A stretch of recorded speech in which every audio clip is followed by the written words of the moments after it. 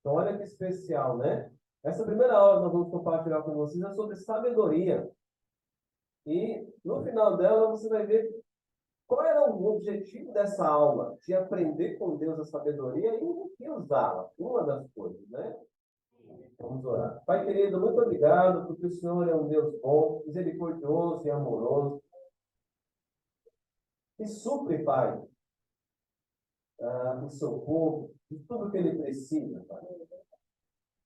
Eu sei que, para começar bem esse ano de 2026, o Senhor já tem nos abençoado com uma conferência de missões, Pai, em que pessoas sacrificaram por fé, deram o seu dinheiro naquilo que é o melhor investimento dessa terra, Pai. É um investimento nas almas das pessoas, para que pessoas que dispõem a servir, liderando igrejas, possam receber também o ânimo, porque todos somos irmãos, todos somos iguais, Pai. E o Senhor distribui os dons na sua igreja para que eles sejam exercidos da melhor forma possível, com excelência, com verdadeiro amor e sinceridade. E eu oro ao Senhor, Pai, que não haja entre nós engano, mas que haja entre nós desejo verdadeiro e fé, seguir caminhando como irmãos na fé, que amam a Jesus Cristo, nosso Senhor, aquele que é capaz, Pai, de nos livrar dos enganos desse mundo. Muito obrigado, que o Senhor agora prepare os corações, as mentes de cada um que estão aqui, para compreender, Pai, uma migalha da sua sabedoria, que é o que nós conseguimos atingir. A migalha é suficiente para sermos mais sábios da terra. Amém? E eu quero muito agradecer ao Senhor por ter estado lá, aprendido com os irmãos, e poder compartilhar agora com os irmãos aqui. Obrigado. Localmente, regionalmente. Estou muito grato em nome de Jesus. Amém. Quando eu vi lá o tema sobre sabedoria, né, eu fiquei pensando assim, bom, o que vem sobre sabedoria, né? Será que é algo que vai poder nos animar? O que será falado sobre sabedoria? E aí, quando o nosso irmão Marco e a esposa Ruth, né, ele é meio, com um rosto assim, meio oriental, né? E é casado com uma irmã também lá dos Estados Unidos. E então ele começou a aula dele falando sobre sabedoria e eu falei, uau, né? Quem diria, né, que ouvir uma aula sobre sabedoria fosse tão restauradora no meu coração? Talvez fosse o melhor tema naquele momento para mim. Eu me lembro da minha vida, né? Como foi o período em que eu comecei a ter juízo de valor. Como seria bom se eu tivesse sabedoria para não cometer os erros que eu cometi, os erros bobos, né? Para não tomar as decisões erradas que eu tomei. Como seria bom se eu tivesse acesso a uma sabedoria que vem de Deus? Muitas falhas da minha vida teriam sido evitadas. Então, você que é jovem, pensa assim: quanto mais cedo você absorver o conhecimento de Deus, ele é sabedoria. Amém. Mais sábio você vai ser, verdade, para fazer as melhores escolhas na sua vida, né?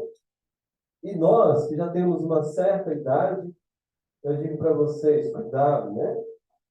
Uma das primeiras coisas que foram definidas lá é que são duas coisas bem diferentes, né? Sabedoria é diferente de conhecimento. De maneira que você pode ser muito idoso e não ser sábio. Eu conheço muitos idosos, pessoas que poderiam ser sábios, mas não são. Eles têm experiência, o conhecimento de uma vida, mas daí a dizer que tem sabedoria, a pergunta deveria ser: o que você conhece de Deus, né? E aí poderia falar se tem ou não. Só de você chegar a uma certa idade da sua vida sem ter buscado a Deus, sem estar com Ele, você não é sábio. Porque a sabedoria, o objetivo principal dela é temer o Senhor. Amém. Toda vez que você vai olhar isso sobre sabedoria, ela ensina o homem a temer o Todo-Poderoso. É a conclusão do livro de Eclesiastes. E quando você vai ler os capítulos que falam sobre sabedoria em Provérbios, ele fala que isso salva a sua vida. Eu queria ler com vocês Provérbios 28, versículo 2, um dos trechos que o Marco, nosso querido irmão lá, leu nessa aula, né? Então, essa aula que eu estou passando para vocês tem como base essa aula do nosso irmão Marco, tá? E, lógico, a gente faz umas adaptações porque nós estamos numa igreja local, regional, né? No capítulo 2 de Provérbios, versículo 2, diz assim, perdão, é 28, né? Eu falei, capítulo 28, versículo 2. Diz assim, ó, os pecados de uma nação fazem mudar sempre os seus governantes, mas a ordem se mantém com um líder sábio e sensato. Amém? Olha só. Os pecados de uma nação, os pecados de uma igreja, os pecados de qualquer coisa, certamente vai fazer mudar muitas vezes os seus governantes. Mas líderes sábios, é o que está dizendo aqui, mantém uma ordem. Amém? Então, eu queria muito encorajar nossa igreja a orar, irmãos, por líderes sábios. Vamos orar por líderes sábios. O que significa líderes sábios? Pessoas que estão buscando uma sabedoria não humana, uma que vem de Deus. Oremos por uma sabedoria que vem de Deus, uma liderança sábia, que saiba aconselhar, que saiba decidir, saiba aconselhar. E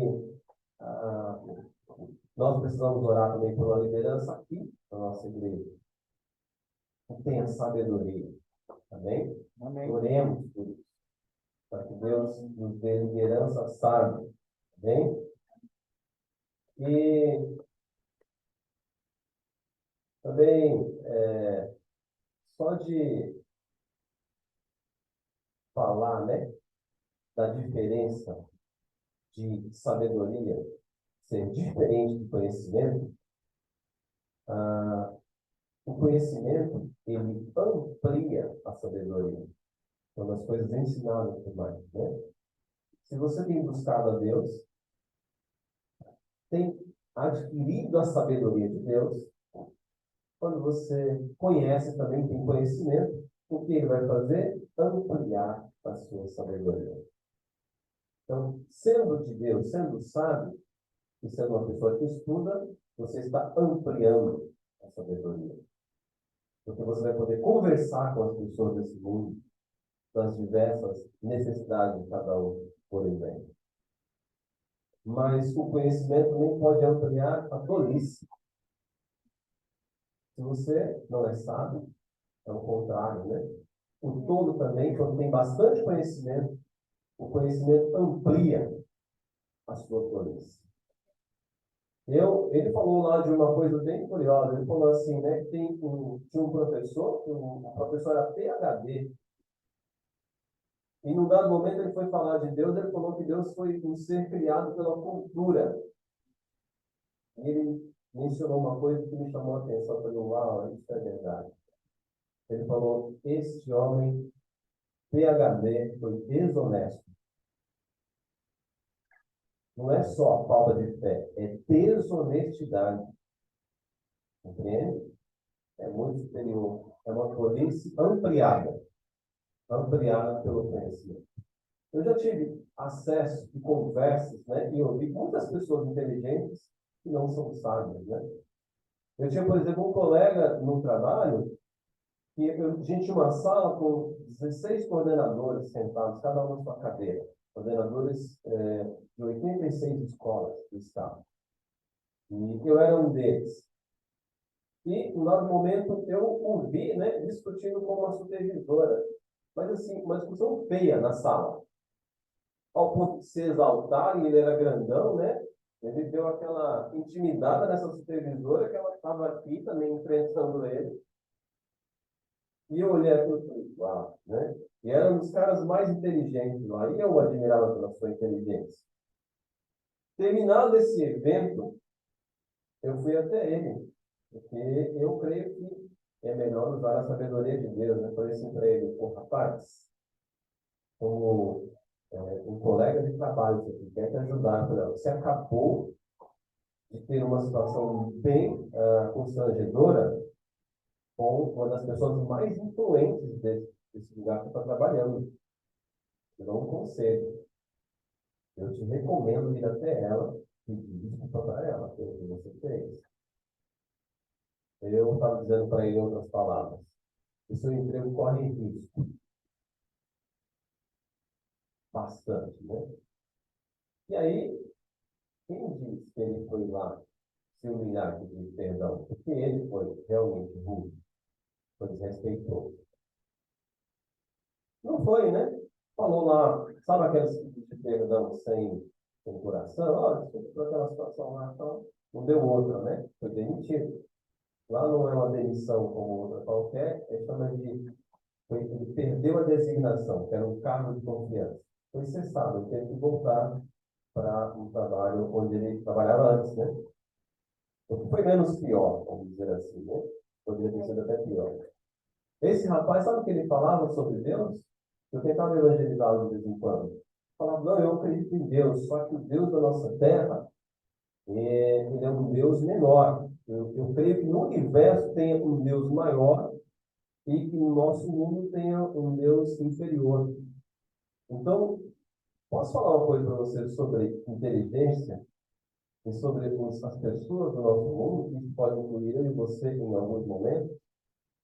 Eu acredito, irmãos, que essas pessoas, se tivessem uma oportunidade, eles deviam tomar o lugar de Deus para mostrar como é que deve ser feito.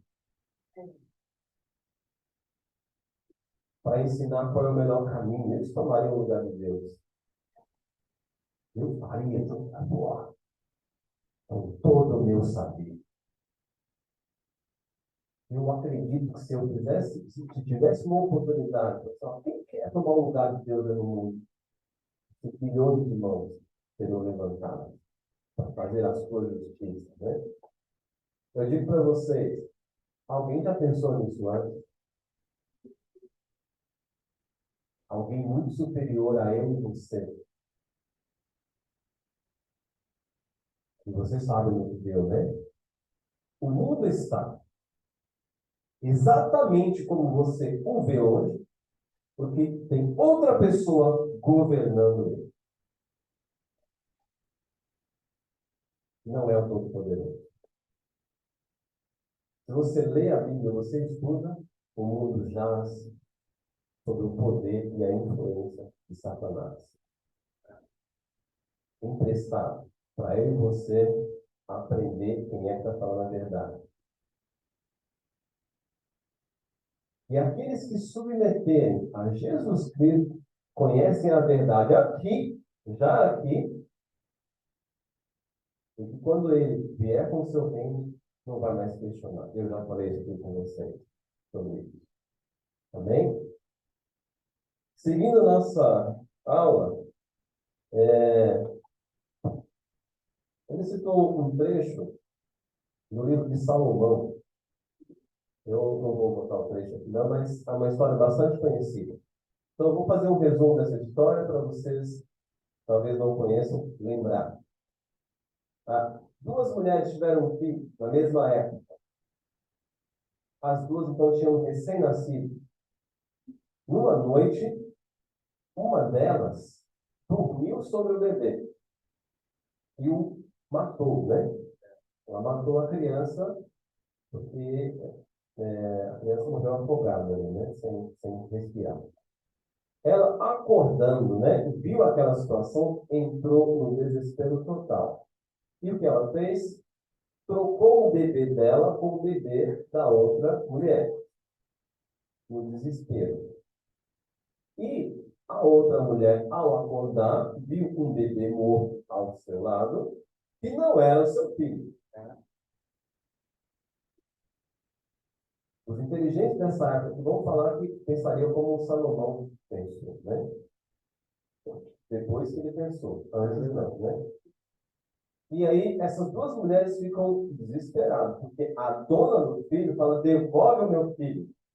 Aquela que teve o filho morto, não, este é o meu.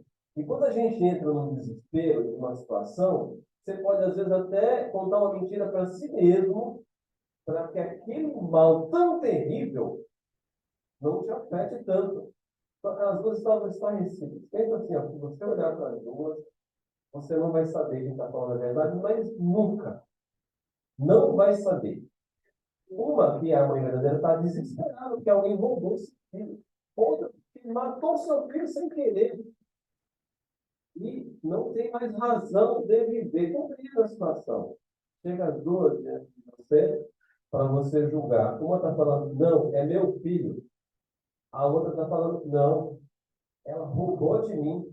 Ela matou o filho dela, tem um filho morto e aquele lá é o meu. Imagina isso para você julgar.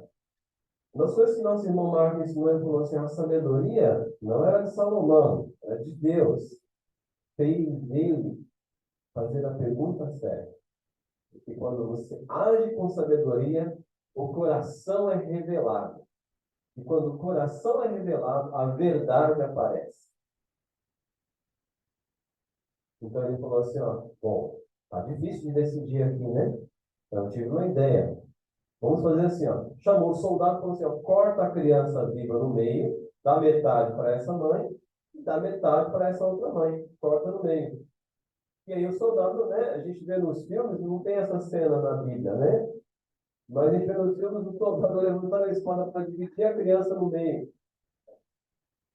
A mãe verdadeira fala assim, não, pelo amor de Deus, entrega o filho para ela, não corta meu filho. Aí falou, coração revelado. Falou para ele, isso é muito primeiro.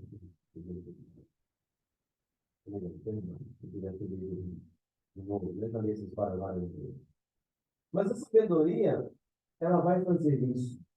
Dentro de uma igreja, quando você vai sentar no 1 a 1, tem muitas questões. Tem uma história por trás daquilo. Eu tive um acompanhamento com a minha esposa, de um casal, para nos ajudar num momento difícil da nossa vida, bem difícil. E eu me recordo uma coisa daquele casal. A esposa fazia umas perguntas, assim, de sabedoria. Sabe quando ela faz uma pergunta e fala, uau, né? A pergunta que entra lá no seu coração, que revela o seu coração, perguntas de sabedoria. Para revelar o coração. Você sabia que alguém pode falar mal de outra pessoa da igreja aqui? Para você? E aí a pergunta é, você está usando sabedoria? Vamos fazer um exemplo prático aqui, ó.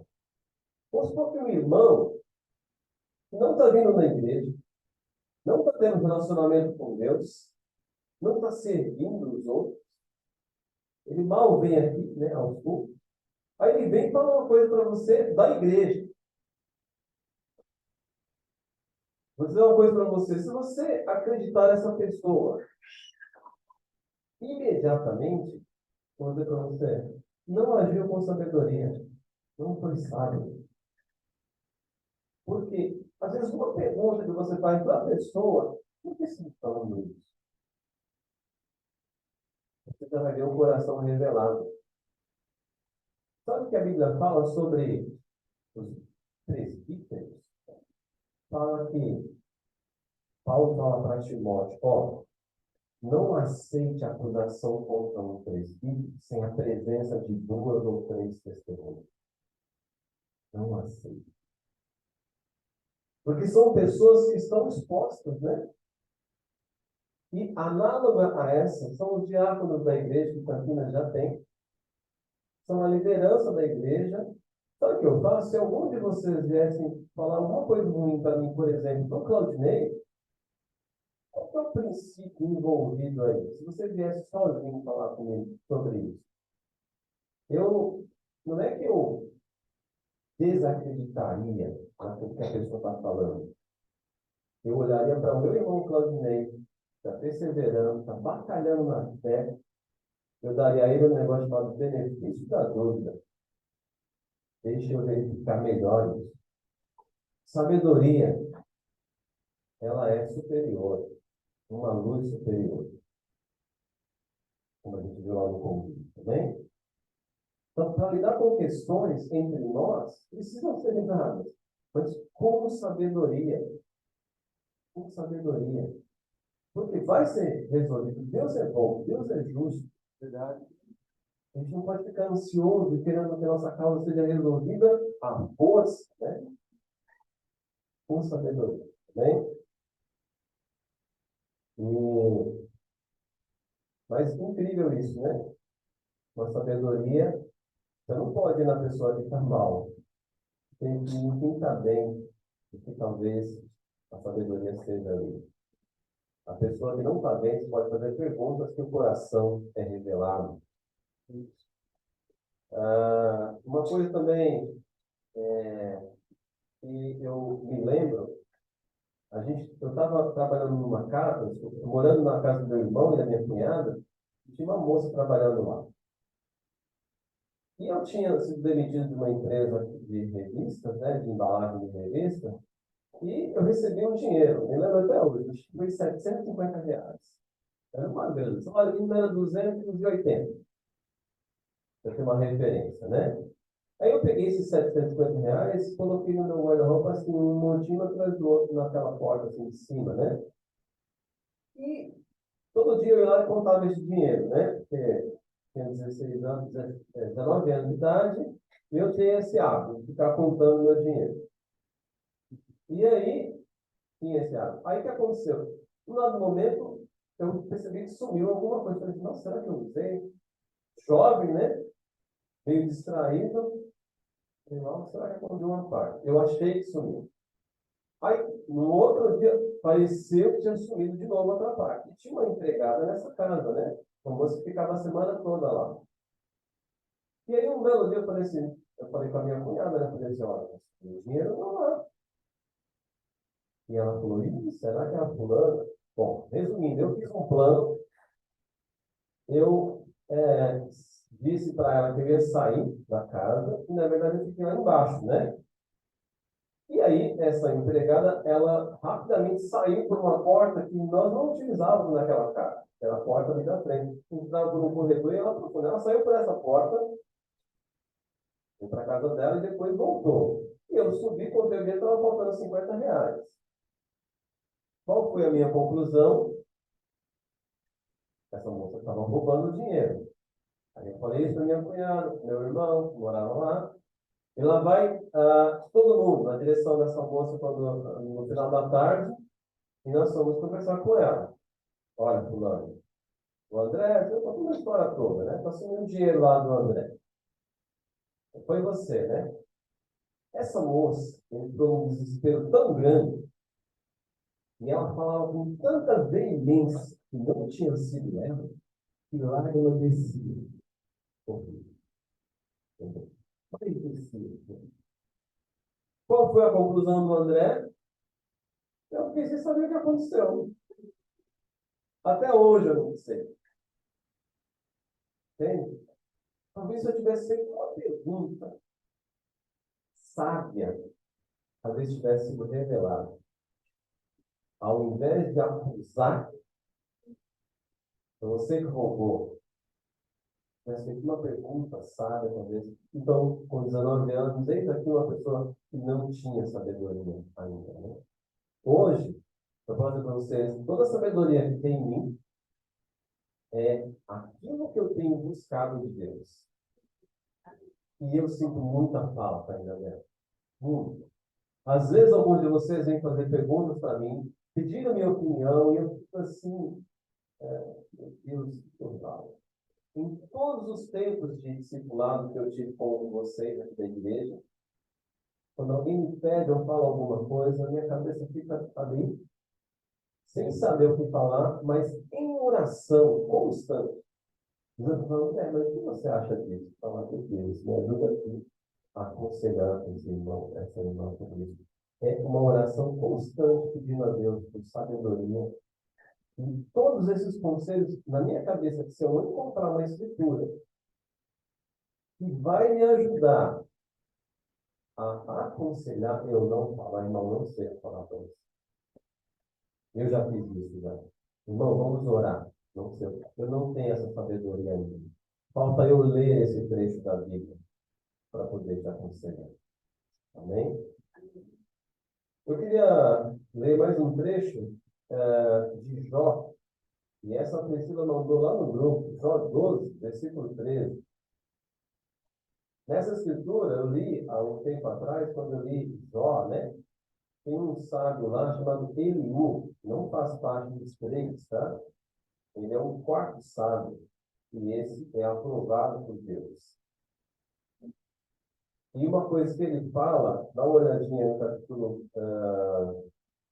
perdão, aí eu estou antes é Jó falando, né? Capítulo 12, versículo 13. Diz assim, ó. A sabedoria se acha entre os idosos.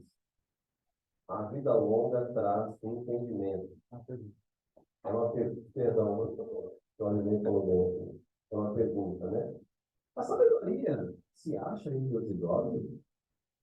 A vida longa traz entendimento? E aí ele conclui: Deus é que tem sabedoria e poder. A ele pertence o conselho e o entendimento. Amém. Está fundamentado que você não pode dar suas opiniões. Ah, mas é um irmão mais velho na fé. Ele tem cabelo branco, né? E aí já faz uma pergunta para você, tá? Ah, é a idade que dá sabedoria? É os anos que traz, né? Entendimento? Eu falo, a sabedoria é de Deus. É dele que vem o conselho e o entendimento. Amém? Amém. E Eliú, agora, né? Indo lá para Jó, continuando aí. Agora no capítulo 32, ele diz assim, ó. Então Eliú, filho de Baraquel, versículo 6, tá? Jó 32, versículo 6. Amém. Então Eliú, filho de Baraquel e de Bus, falou: Eu sou jovem e vocês têm idade, por isso tive receio e não ousei dizer o que sei. Os que têm idade é que devem falar, pensava eu. Os anos avançados é que devem ensinar sabedoria. Mas é o Espírito dentro do homem que lhe dá entendimento. O sopro do Todo-Poderoso. Amém? Amém. Nós tínhamos lá nessa igreja dois velhinhos muito sábios, que eram os líderes anteriores. Estavam lá varrendo o chão da igreja. Incrivelmente ativos, animados. É o John e a esposa. Qual é o nome da esposa dele? John e Pat Brush. Eram os casais que ficaram a vida inteira liderando a igreja de Jó. O que eles estavam fazendo? Varrendo no chão, servindo as mesas. Ali estava ampliada a sabedoria, não? Experiência, conhecimento, humildade e buscando sabedoria na fonte certa. Amém? Agora, para terminar, né, eu ler com vocês Provérbios, capítulo 2. Provérbios 2.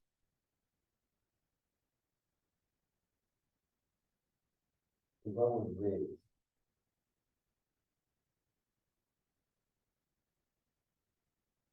Provérbios 2. Vá comigo.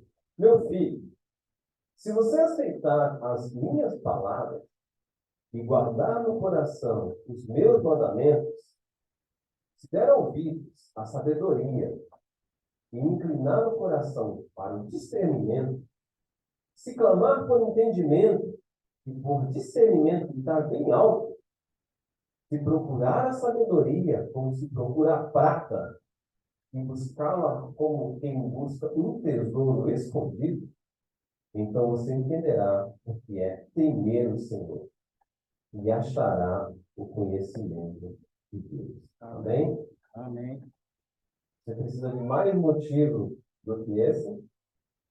Ele vai falar que quando você conhece a Deus, você tem a vida eterna. Amém? E você é rendido pelo grande poder e a maravilha dele. Amém? Que Deus possa te abençoar com isso que nós aprendemos aqui, né? Fortalecer o seu coração para continuar caminhando e tendo esperança, né? Que nós caminhamos aqui na terra em direção ao grande sábio que é nosso Senhor Jesus Cristo, que deixou tudo o que nós precisamos para viver bem aqui. Amém. Ser livres, né? Do engano desse mundo. Amém? Vamos orar. Pai querido, muito obrigado por nos abençoar mais uma vez, Pai, com sua palavra rica em sabedoria.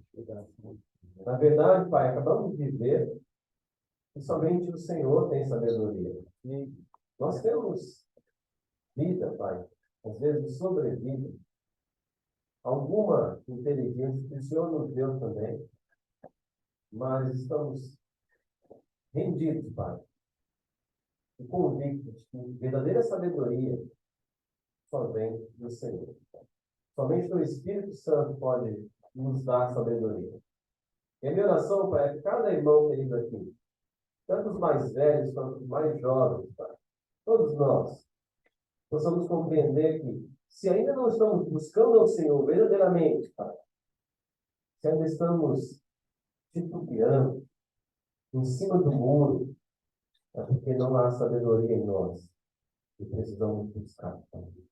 Por isso eu oro ao Senhor, trabalhe no coração de cada um de nós aqui, Pai, para buscarmos como essa Escritura fala, Pai, como quem busca um tesouro. Possamos ter esse coração ao buscar sabedoria, Pai. E eu oro ao Senhor agora, que abençoe nossa semana, abençoe a vida de cada irmão aqui, querido, Pai, cada irmão que está em casa, acompanhando online, cada irmão que não conseguiu vir aqui hoje por algum motivo, Pai, oramos ao Senhor pelo Nicolas, Pai, pelo Júlio, por todos os nossos queridos irmãos, filhos queridos, Pai, nossos jovens que ainda não decidiram, Pai, seguir, nossos filhos que ainda estão em dúvida, Pai, sobre seguir a sabedoria. Que o Senhor nos abençoe, nos proteja com sua grande mão poderosa e abençoadora, Pai, protetora. Que eles, Pai, em breve, os que precisam de saúde, estejam bem. Aqueles que são pobres em espírito, sejam enriquecidos pelo teu Espírito Santo. Estamos muito gratos, Pai, em nome de Jesus Cristo.